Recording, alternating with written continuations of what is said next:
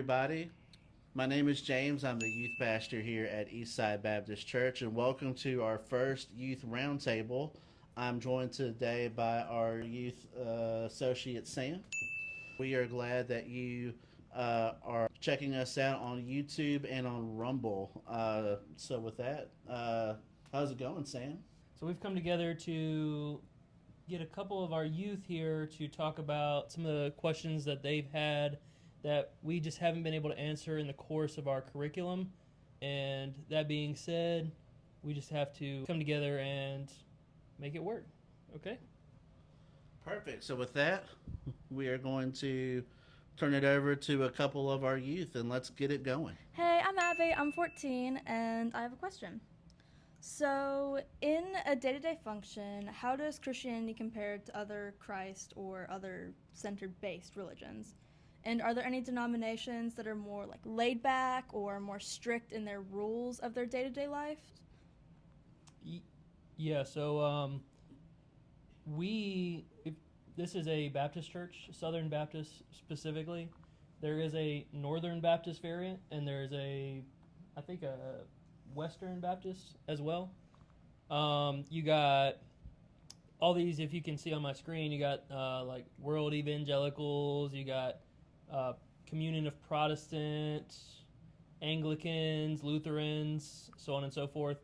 Now, there's also like Antioch Christians. There's a lot of small different denominations, and most of them where they tend to separate on are the traditions that they kind of uphold a little bit more. Mm-hmm. Some are bigger on like dress code. We're not very, right. The Southern Baptist tends to be the most laid back and more individualistic. Mm-hmm. So let's say a Presbyterian. Presbyterians are more Catholic kind of in flavor. You know, they'll come to church, they'll be dressed up with a tie.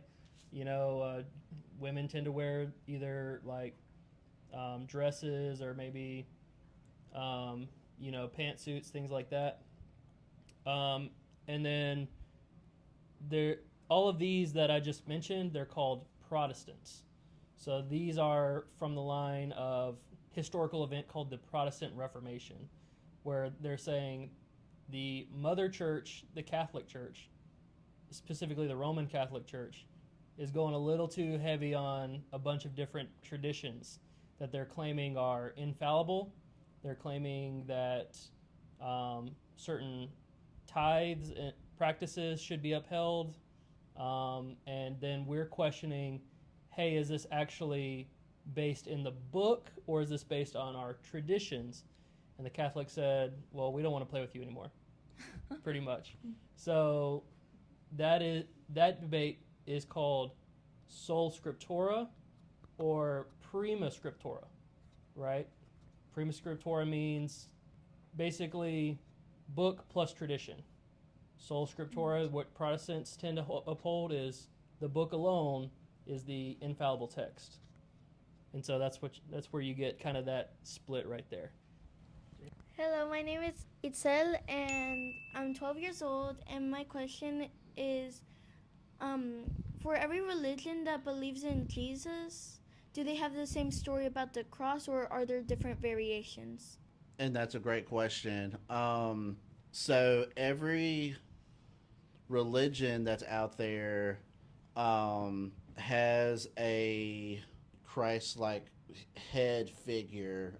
If you look at some of the Eastern religions, there's people like Buddha, that is seen as kind of like a head being, but with people like him, who was a good teacher.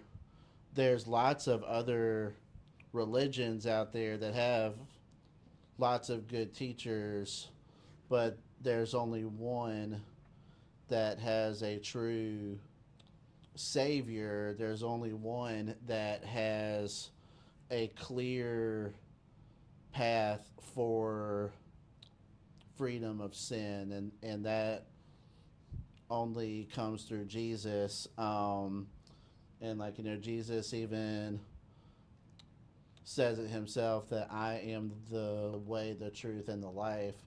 No one comes to the Father except through me. And there's a lot of people that say that's kind of a bold statement, but there are no other saviors in those other religious sects, outside of the Christian Jesus.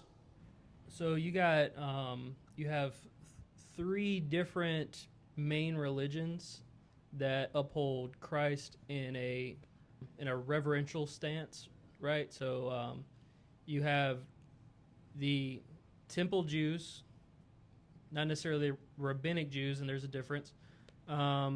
Most of the temple Jews have since converted to Christianity. So there's a nationality and kind of a racial component to the Jewish nation from what we read in the Bible. And then there was a split where everyone kind of said, hey, Jesus is actually the Messiah we've been waiting for. We're going to go ahead and start following him. He's the fulfillment of the law, right? And then the rabbinic Judaism is the after effect of that. So they say, no, Jesus isn't actually the Messiah. Our Messiah is going to come later, essentially. And then you get Islam. And Islam says that everything in the Old Testament is true. The New Testament is possibly corrupted. Therefore, and Jesus also never claimed to be God, even though Jesus claims to be God multiple times in multiple ways throughout the New Testament, and that's kind of the Islamic. Now, the Buddhists are interesting because the Buddhists do not have the same roots necessarily, but they say, hey, Jesus is just a really good teacher. He's a really good dude. He's possibly divine because Buddhism pretty much is just like everyone has some kind of divine nature. Therefore, maybe he reached nirvana or something like that. But that's kind of how that breaks down. So then you get I call them the Christian spinoffs. You get like the LDS Church and Mormons. I think I closed that. But the LDS, yeah. So you get like people like Joseph Smith, who create the Latter-day Saints. That's what we call the LDS Church. He writes this new book and he says, hey, the Bible is not good enough. I actually had some breakthroughs here, and I'm going to write a book about it, and then I'm going to do a bunch of prophecy that doesn't come true. And then, which is actually a big test for prophecy. If it comes from God, it's going to come true. And if not, then we got some problems here. So that's why we tend to say, hey, watch out for the dudes who, say they're Latter-day Saints, because that might be an issue. Does that kind of tell you what's going on? Yeah, it kind of tells me what's going on with that. Yeah, so here's one thing to consider. It's not everyone can be right at the same time, right? Multiple things can be true at the same time, but not everyone can be right if they're all arguing on the same point, right? So either Jesus is God, claimed to be God in human form, or is not. So the Jews say Jesus is not. The Buddhists say Jesus might have some divine nature, but, we might all have divine natures. Who knows, right? And then Christians say explicitly, and Catholics, by the way, say explicitly, yeah, Jesus Christ is Lord. He meets the criteria for worship, right? The only person who can truly be worshipped is God. Therefore, this is where we're going to stand. And then the Jews say, well,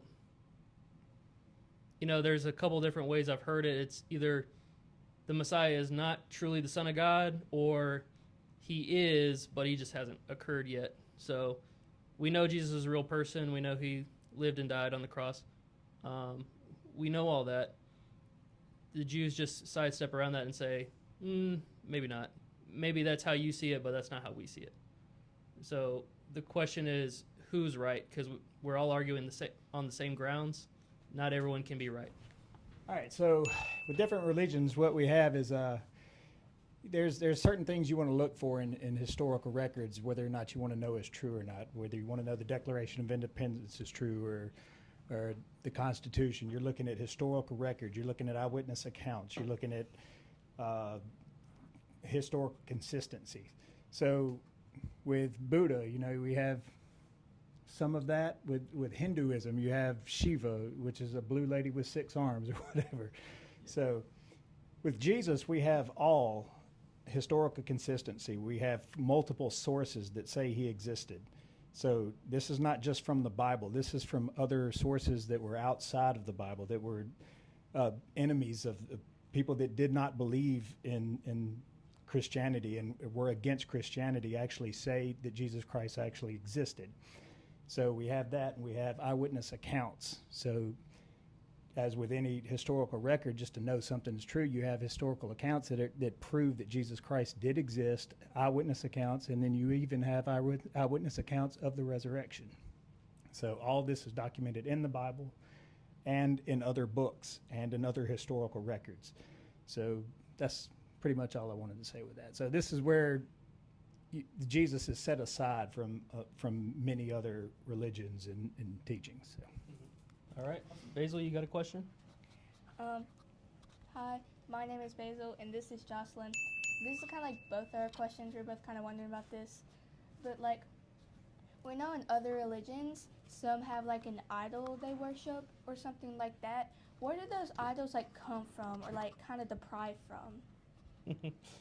Yeah, great question. So Moses, who was up on the mountain, talking with God, the Israelites made idols out of gold and earrings and all of those kinds of things, and they were worshiping this created idol.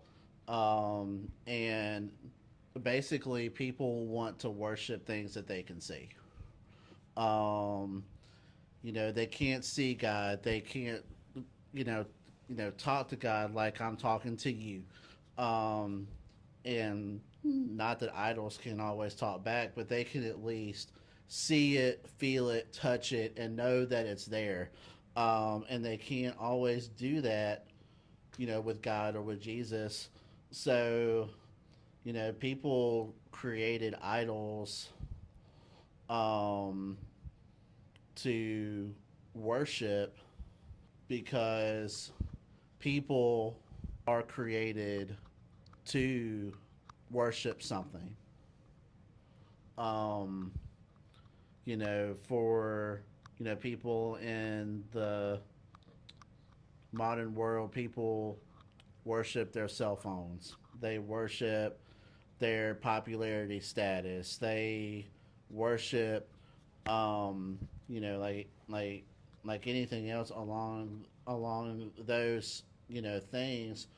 But God created us as people so that we can worship Him. As we talked about, I think it was about a week ago. We talked about the holy jealousy of God, that He is jealous if any of us put something else before Him.